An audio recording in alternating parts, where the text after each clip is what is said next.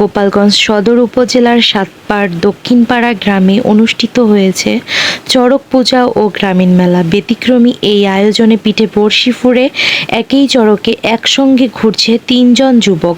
আজ মঙ্গলবার বিকেলে স্থানীয় সাতপাড় দক্ষিণপাড়া মাঠে হাজারো দর্শনার্থীর উপস্থিতিতে শুরু হয় চড়ক পূজা।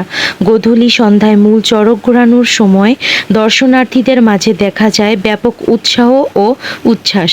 পূজার অংশ হিসেবে তিন যুবকের পিঠে 5 থেকে 7 ইঞ্চি লম্বা বড়শি ফুঁড়ে ঝুলিয়ে দেওয়া হয় চড়কের 4টি পাখায়। এরপর 8 থেকে 10 জন মানুষ বাঁশ ও রাশির সাহায্যে চড়ক ঘোরাতে থাকেন। ঘূর্ণনের সময় যুবকের হাত পা নেড়ে ভারসাম্য রক্ষা করছিলেন।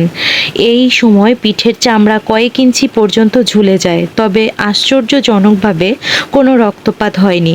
চড়কগুলি দেখতে আসা নূর আলম মোল্লা বলেন, চড়ক আমি আগেও দেখেছি, এটা দেখে অনেক আনন্দ উপভোগ করি এবং প্রতি বছর আমি আসি।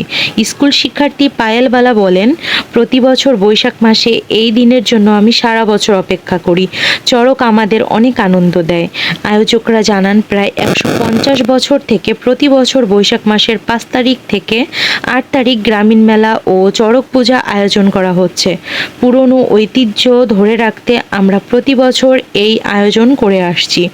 এই আয়োজন দেখতে গোপালগঞ্জ ছাড়াও আশেপাশের জেলা থেকে হাজার হাজার মানুষ ভিড় করেন। নারী, পুরুষ, শিশু, কিশোর থেকে শুরু করে নানা বয়সী দর্শনার্থীদের ভিড়ে উৎসব মুখর হয়ে ওঠে গ্রামীণ পরিবেশ।